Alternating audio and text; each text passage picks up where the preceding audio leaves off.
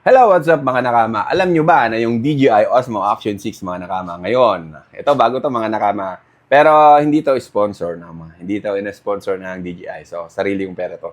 Hindi, may gusto lang akong i-share sa inyo mga nakama. Kasi nga, may bagong feature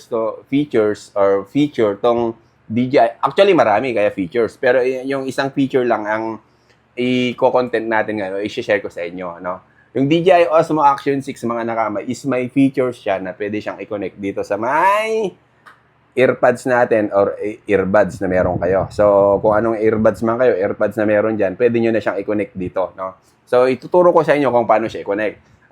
Shinare ko lang sa inyo kasi nga, malaking advantage to. At the same time, hindi masyadong na-promote or hindi masyadong nagagawang content ng mga ibang vlogger to or mga content creator. Yung bagong feature nito na pwede siyang i-connect dito nga, no? So, i-share ko sa inyo, tuturo ko sa inyo, bakit kanyo mga nakama kasi advantage to lalo sa mga motovlogger na kadalasan nagvlog, no?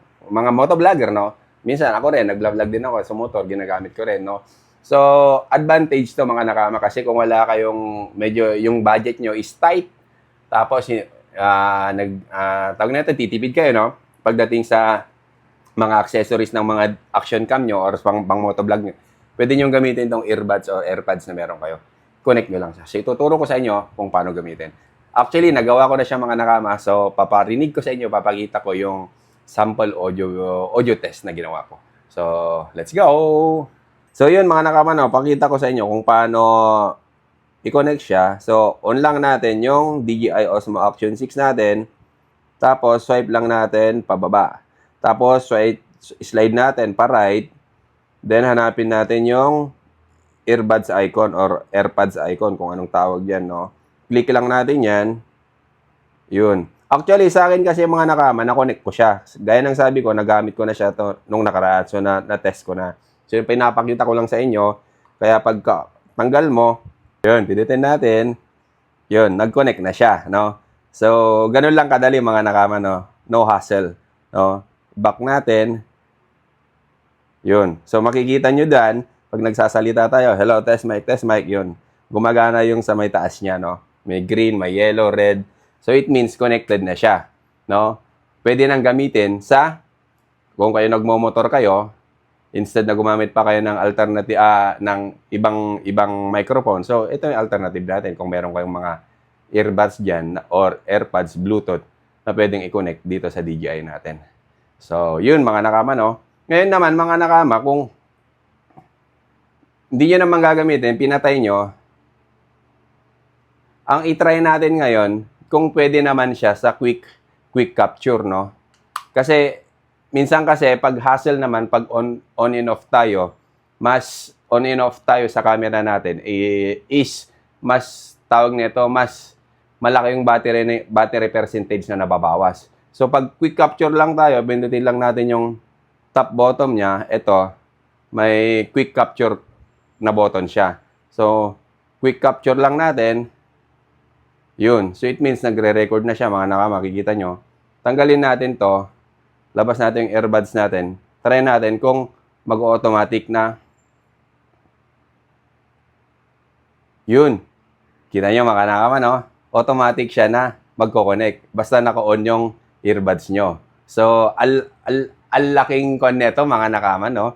Parang upgrade talaga. Kasi nga, dati-dati may DJI Osmo Action 4 ako, tsaka Action 5. Action 4 pala, no? Ang ginagamit ko dati, may microphone siya, DJI Mic Mini. So, ganun din. Pero, sabi ko nga, kung mayroon kayong ganito, mas maganda na. Kasi nga, nagagamit nyo na sa telepono, magagamit nyo pa rito, no? Parang dual purpose siya, no? So, yun lang, mga nakama, pag may tumawag sa inyo, syempre, hindi nyo magagamit to kasi nga nakakonect dito sa camera nyo. Pero para sa akin, malaking advantage nito, no? Laki ng, ito, pinaka-the best na features para sa akin ng DJI Osmo Action 6. Aside sa sensor niya na malaki, no? Ito yung pinaka-gusto ko. And the battery, of course, no? Kasi long last yung battery.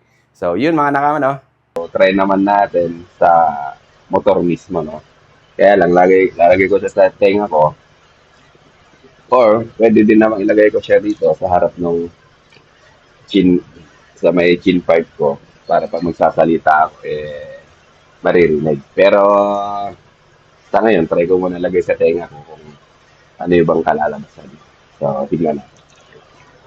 Ah, yun, lalabas kasi ako, maglilinis ako doon sa may pinaglilinisan naming mag-asawa. Eh, maglalabas si Mrs. Kaya ako na lang muna ngayon maglilinis. Yun. Yan. Tapos, harap natin sa daan. Yun, then let's go.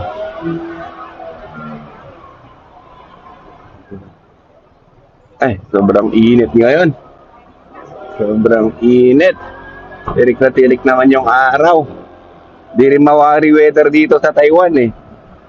Minsan sobrang maulan, o kaya isang linggong uulan, tapos isang isang linggong mainit, sobrang init na, grabe. Kaya minsan di rin maiwasan yung mga nakama, no? Magka-flu.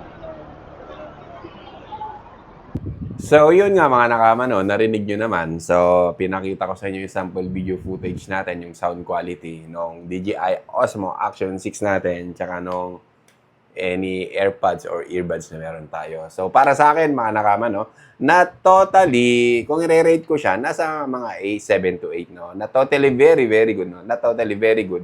Pero all good siya, mga nakama. Which is, naririnig naman yung boses ko, naririnig yung motor, yung surrounding. Pero minsan may mga baffle sound siya. Pero hindi naman na siguro masyadong hindi naman tayo perfectionist, no. Importante maihatid natin yung kung ano yung gusto nating sabihin na with clarity. So, para sa akin mga nakama, all goods. Thumbs up DJI. Bye-bye. Sa Jen.